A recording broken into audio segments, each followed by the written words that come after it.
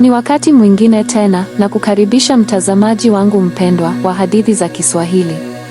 Leo tuna simulizi nzuri ya jamii zetu za Afrika kabisa. Leo tunaingia katika mlima Miako katika kijiji cha Vurungi. Jina la simulizi yetu ni Kichimbakazi wa Mlima wa Shetani. Mlima Miako ulikuwa na historia ndefu ya kutisha. Wazee wa kijiji cha Vurungi walikuwa wamezoea kusema kuwa mlima huo ulikuwa makao ya roho za watu waliokufa kikatili. Kwa miaka mingi, hakuna aliyethubutu kupanda zaidi ya nusu ya mlima huo, na wale wachache waliothubutu hawakurudi kamwe.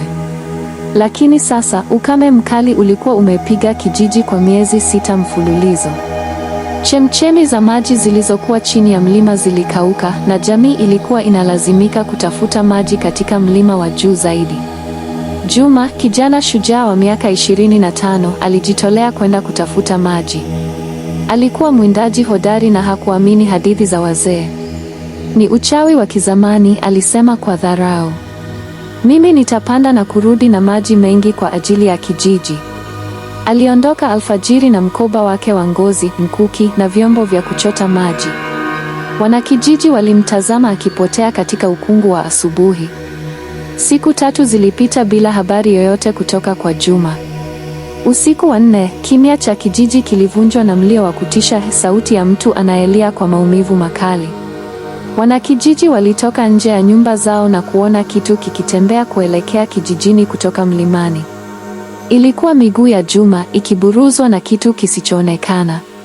Damu ilikuwa inatiririka na alama za wazi za meno makubwa zilikuwa zimechongwa kwenye nyama yake.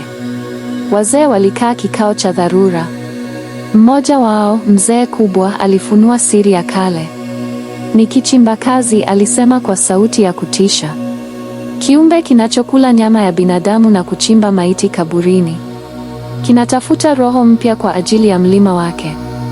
Alieleza jinsi kichimbakazi kilivyokuwa kikubwa kama nyumba na ngozi yake ilikuwa nyeusi kama giza. Macho yake yalikuwa mekundu na meno yake yalikuwa makali kama mikuki. Wiki moja baadaye, maji yalizidi kupungua. Watoto walikuwa wanaanza kuugua na mifugo ilikuwa inakufa. Lazima jambo lifanyike. Wapiganaji 10 waliopevuka walijitokeza. Wakiongozwa na Amani, mwindaji mzoefu zaidi wa kijiji, waliamua kupambana na kichimbakazi.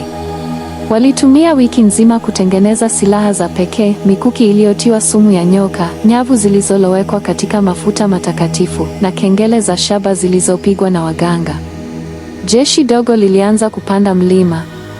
Walipofika katikati ya mlima, ukungu mzito ulianza kushuka. Sauti za ajabu zilisikika, mchanganyiko wa kilio cha mtoto na mgurumo wa simba. Ghafla, kichimbakazi kilijitokeza. Kilikuwa kikubwa zaidi ya walivyofikiria. Ngozi yake ilimetameta kama madini ya chuma na pumzi yake ilitoa harufu ya kaburi la zamani. Mapigano yalidumu usiku kucha. Wapiganaji 3 waliuawa mara moja waliposhambuliwa na mkono mkubwa wenye kucha ndefu. Wengine walipigana kwa ushujaa wakitumia mikuki yao na nyavu. Amani aligundua kuwa kichimbakazi kilikuwa hakiwezi kuona vizuri kwenye mwanga. Waliwasha moto mkubwa wakikizunguka kiumbe hicho kwa taratibu. Wakati wa mapigano, Amani aligundua kitu cha kushangaza. Kila walipokijeruhi kichimbakazi, damu yake ilikuwa na rangi ya bluu na ilimetameta kama johari. Aliita kwa sauti, ni jiwe la thamani. Kichimbakazi ni mlinzi wa hazina ya mlima. Wapiganaji waliobaki walielewa. Hawakuwa wanapigana na mnyama tu, walikuwa wanapigana na roho ya mlima yenyewe. Mzee kubwa aliyekuwa amefuata kwa mbali alikuja mbele. Alitoa sadaka ya chakula na maji safi. Tunahitaji maji, alisema kwa sauti ya unyenyekevu. Hatukuwa na nia ya kuchukua hazina yako. Kwa mshangao wa wote, kichimbakazi kilisimama. Macho yake mekundu yalibadilika kuwa ya bluu.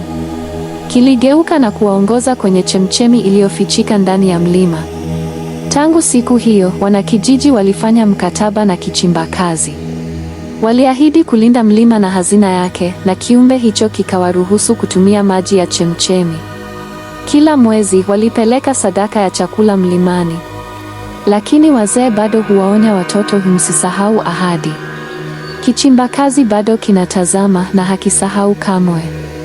Mtazamaji wangu, hadithi hii imetuonyesha jinsi watu wanavyoweza kuamini yasiyowezekana. Hapa ndipo tunaishia kwa leo. Mwisho wa simulizi hii ndio mwanzo wa simulizi mpya na nzuri sana.